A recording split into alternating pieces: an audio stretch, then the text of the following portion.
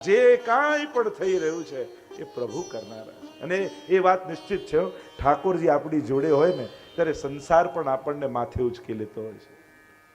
જ્યારે આપણી વાહવા થવા લાગે, બધેથી સફળતા મળવા લાગે, દરેક પ્રયાસ સફળવા લાગે, ત્યારે માનજો ઠાકોરજીએ મને ઉચકી લીધેલો, પ્રભુએ મને ગોદમાં લીધેલો, મારા બધા જ પુરુષાર્થો. અને એટલા માટે એ સમયે સજાગ થઈ જવું, જ્યારે પણ યશ મળે પ્રભુને આપી દેવું. ઠાકોરજીની કૃપા છે.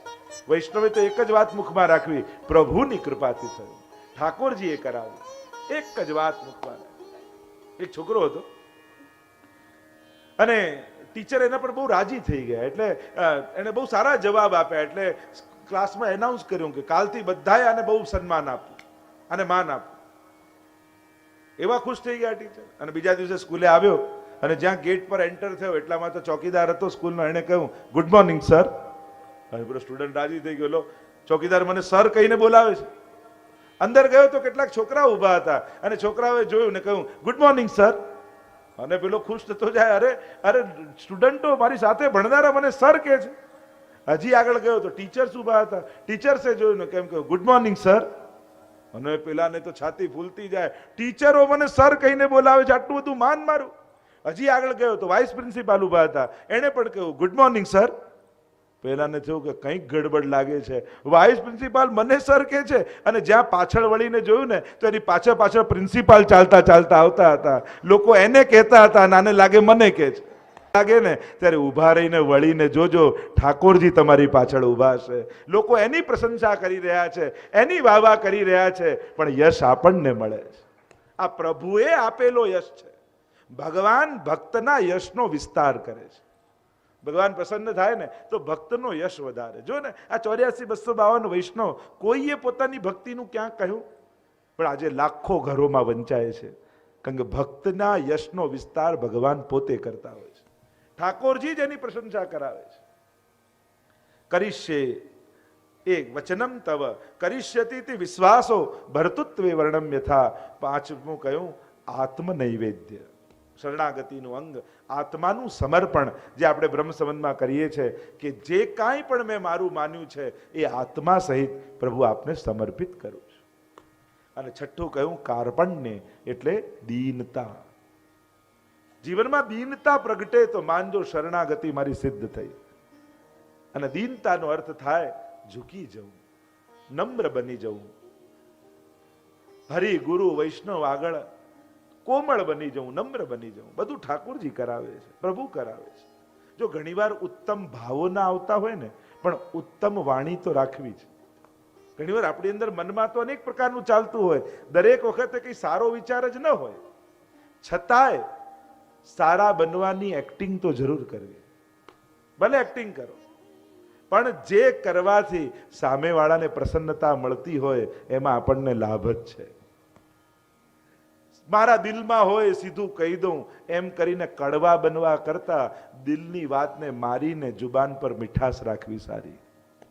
કારણ કે એ મીઠાશ કેટલા લોકોને જીવનમાં પ્રસન્નતા આપે. અને એટલા માટે એકલા બળી રહું પણ દુનિયા બળે એવી જુબાન કડવી ન કરી દે. દીનતા રાખવી. આપણે ત્યાં અનેક પ્રકારની દીનતાઓની ચર્ચા કરી છે. અહીંયા આગળ હરિરાય મહાપ્રભુજી 19મા શ્લોકમાં બહુ સુંદર વાત સમજાવતા આજ્ઞા કરી, પરોક્ષે શરણં તાદ્રં મહાપુરુષયોગતઃ કૃપાચેતાદશાનામિ તદા તદ્વારકં ભવેत्.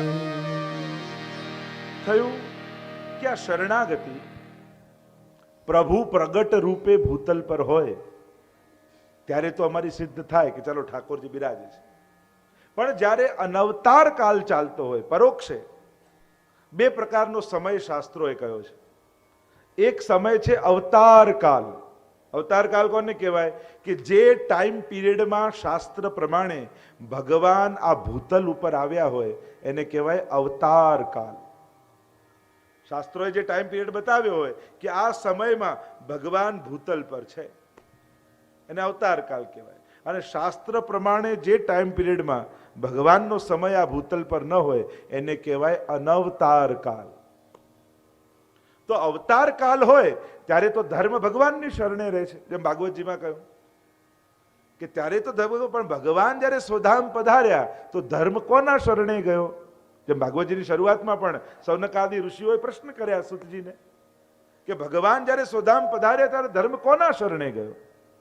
તો અહીંયા હરિરાયજી કહે છે કે જ્યારે અવતાર કાળ ચાલતો હોય ત્યારે તો સીધી પ્રભુની શરણાગતિ થાય, પણ અનવતાર કાળ સમયે જીવની શરણાગતિ કઈ રીતે સિદ્ધ થાય?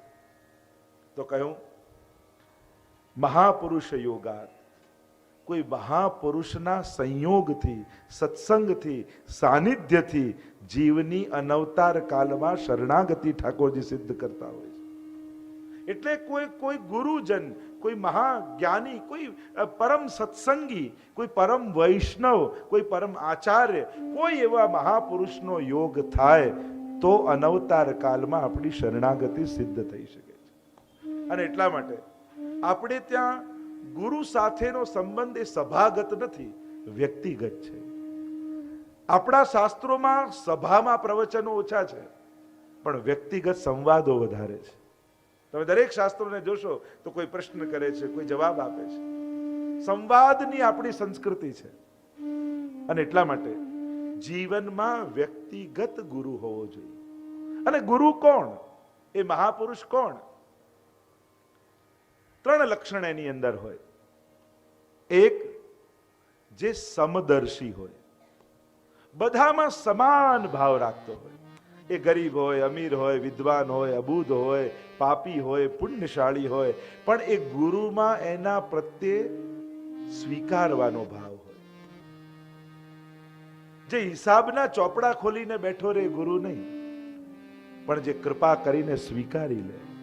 સીધી સાદી. આપણે ગુરુ નથી કહેતા મહારાજ. જેને જોતા જ એમ લાગે આ મહારાજ છે, એ જ મહારાજ. એને જોતા જ એમ લાગે કે આ તો મારા માટે આવ્યા છે, આ તો મારા છે. જેની પાસે પોતાનાપણું લાગે, જેની નિકટ બેસવાથી મન પવિત્ર થતું હોય એમ લાગે, જેની સાથે રહેવાથી જાણે ગંગાજીમાં સ્નાન કરીને નિર્દોષ થઈ ગયા હોય એવો અહેસાસ થાય, એ ગુરુ છે. જેની પાસે બેસવાથી આપણને આપણા પાપ ખૂંચવા લાગે, એ ગુરુ છે. પારદર્શી હોય, સમદર્શી હોય. બીજું કહ્યું, ગુરુનું બીજું લક્ષણ એ પારદર્શી હોય. આગળ પાછળ ઉપર નીચે કાંઈ નહીં, જે છે એવો છે. પારદર્શિતા, નિર્દોષતા, સહજતા, સ્પષ્ટતા જેની અંદર હોય. અને ત્રીજું, ગુરુ દૂરદર્શી હોય, જે આપણા ભવિષ્યને જોઈ આજ આપણી સુધારી દે, એ દૂરદર્શી ગુરુ છે. કેવો સમય આવવાનો છે એ જાણે છે, આપણે નથી જાણતા. આપણા માટે જે ભવિષ્ય છે એ જ્ઞાનીઓ માટે વર્તમાન છે. એ જોઈ શકે છે આપણા ભવિષ્યને, અને ભવિષ્યને જોઈને જે આપણે આજથી પરિવર્તનની શરૂઆત કરે, એ ગુરુ છે. તો આમ કોઈ મહાપુરુષના સંયોગથી અનવતાર કાલમાં શરણાગતિ સિદ્ધ થાય છે. શ્રી ગોપેશ્વરજી તો સમજાવે છે કે શ્રી મહાપ્રભુજી પધાર્યા છે શરણ સિદ્ધ કરવા માટે. શ્રી વલ્લભનું પ્રાગટ્ય જ જીવના શરણાગતિ માટે થયું છે. અને મહાપ્રભુજી એ જ કાર્ય કર્યું. શરણ આયે સોહી તારે, જે જન શરણ આયે સોહી તારે, યા ગઈ સોપત શ્રી ગોવર્ધન નાથે. મહાપ્રભુજી જ્યાં જ્યાં પધાર્યા, અને મહાપ્રભુજીએ બતાવ્યું કે ગુરુ દીવાર નથી, ગુરુ દ્વાર છે. શિષ્ય ને ભગવાનની વચ્ચે દીવાર બનીને ઉભો રહે ગુરુ નહીં, પણ જે દ્વાર બનીને શિષ્યનો પ્રવેશ કરાવી દે, એ ગુરુ છે. આપણા બધાના ગુરુ શ્રી મહાપ્રભુજી છે. અમે બધાએ બ્રહ્મ સંબંધ આપીએ છીએ તો મહાપ્રભુજી વતી તમને આપીએ છીએ. કેમ કે બ્રહ્મ સંબંધ અમારા નામે લખીને નથી આપ્યું શ્રીનાથજીએ, મહાપ્રભુજીને આપેલું છે. અને મહાપ્રભુજી વતી અમે બધા બ્રહ્મ સંબંધ આપીએ છીએ. અને એટલા માટે દરેક વૈષ્ણવે એમ વિચારું, મહાપ્રભુજીનો સેવક છું, શ્રી વલ્લભનો સેવક છું. શ્રી મહાપ્રભુજીએ મારી શરણાગતિ સિદ્ધ કરી આપી છે. અનેક અનેક પદોમાં તુમ શરણાગત આયો, આદિમાં તુમ શરણાગત આયો શ્રી વલ્લભ. શ્રી મહાપ્રભુજીએ જીવને શરણાગત કર્યા છે.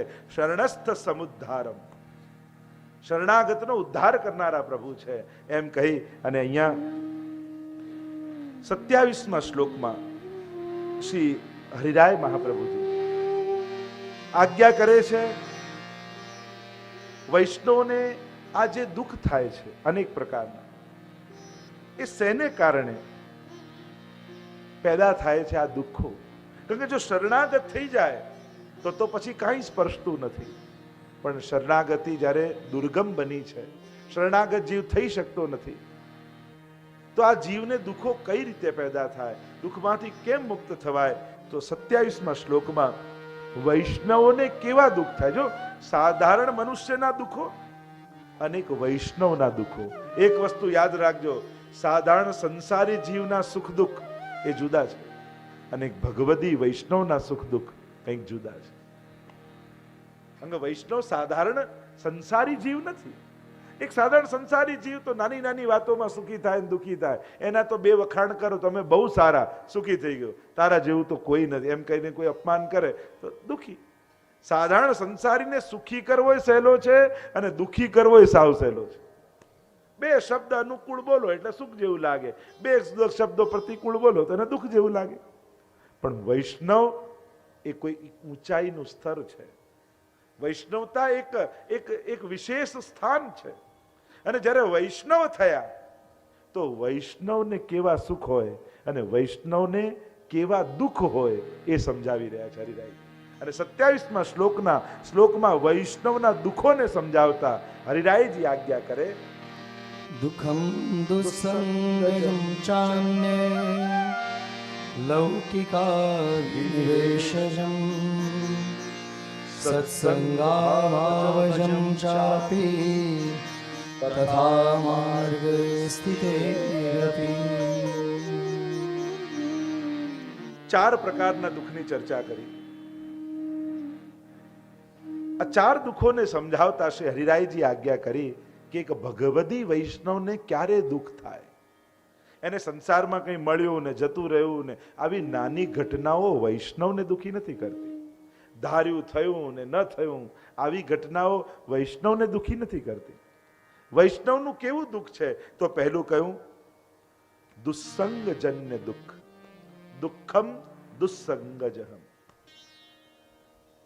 જ્યારે વૈષ્ણવને સત્સંગ ન મળે અને ચારે બાજુ સંસારાસક્ત લોકો એને ઘેરી વળે, ચારે બાજુ લૌકિક વાતાવરણ હોય કે જ્યાં કોઈ ભગવાન યાદ કરતું નથી ને કરવાય દેતું નથી, આવું વાતાવરણ જ્યારે ચારે બાજુ દુસ્સંગમય દેખાય, એ દુસ્સંગ એ વૈષ્ણવ માટે દુઃખ છે. કે કોઈ ભગવાન, કોઈ જય શ્રી કૃષ્ણ કરનારું નથી, કોઈ ભગવત સ્મરણ કરનારું નથી. હરિરાયજી પણ આગળ પત્રોમાં લખે છે કે મને વૈષ્ણવનો સંગ નથી, મને દુઃખ છે. વાત આ વૈષ્ણવનું દુઃખ. કારણ કે વૈષ્ણવને છે ને ખાલી ઠાકોરજી સાથથી પણ નથી ચાલતું. એને હરિ, ગુરુ અને વૈષ્ણવ ત્રણેય મળે ને તો જ એને આનંદ આવે. જો એકલા ઠાકોરજી, તમે વિદેશે જાઓ ને, ભલે ઠાકોરજીની સેવા સાથે હોય છતાં તમને તેમ લાગે, મનમાં ખટકો રહે, રોજ પેલા વૈષ્ણવ મળતા જો ને, વૈષ્ણવના જય શ્રી કૃષ્ણ નથી થતા. એને હરિ, ગુરુ, વૈષ્ણવ ત્રણેય મળે ને તો જ આનંદ આવે. અને એટલા માટે પહેલું દુઃખ વૈષ્ણવ માટે એને વૈષ્ણવનો સંગ ન મળવો અને ચારે બાજુ દુસ્સંગીઓથી ઘેરાઈ જાય, એના માટે દુઃખની ઘડીઓ છે. બીજું લૌકિક આવેશજન્ય દુઃખ. બીજું દુઃખ વૈષ્ણવનું કહ્યું કે આજે આખો દિવસ લૌકિક વિચારો જ આવ્યા કરે.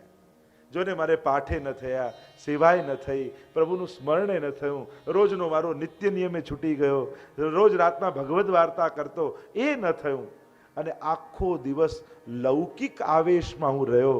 વૈષ્ણવ માટે આ દુઃખની ક્ષણો છે. વિપદ વિસ્મરણમ વિષ્ણુ હો, શાસ્ત્રએ કહ્યું ને, ભગવાનને ભૂલી જવું એ જ ભક્તો માટે વિપત્તિની ઘડી છે.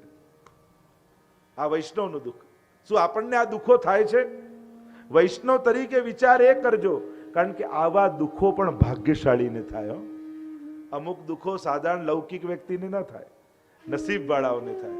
સ્વયં મહાપ્રભુજી પણ દુઃખ માંગ્યું નિરોધ લક્ષણમાં, યચ્ચ દુઃખમ યશોદાયા નંદાદિનામ ચ ગોકુલે ગોપિકાનામ તુ યદ દુઃખમ તદ દુઃખમ મમ સ્યાત્ ક્વચિત. દુઃખ મને થાય. કેવું દુઃખ? મહાપ્રભુજી પોતે દુઃખ માંગે છે. જેમ કુંતાજી કહ્યું ને કે વિપદઃ સંતુ ન શસ્વ તત્ર તત્ર જગત ગુરુ, વિપત્તિઓથી મારા જીવનનો માર્ગ ભરી દો. એમ મહાપ્રભુજી પણ દુઃખ માંગે છે. કેવું દુઃખ? યચ્ચ દુઃખમ યશોદાયા. જે દુઃખ યશોદાજીને વ્રજમાં થયું, ભાગ્યશાળીને આવું દુઃખ થાય કે ભગવાનના વિરહમાં જે દશા યશોદાજીની થઈ છે એની કલ્પના આપણે ન કરી શકીએ.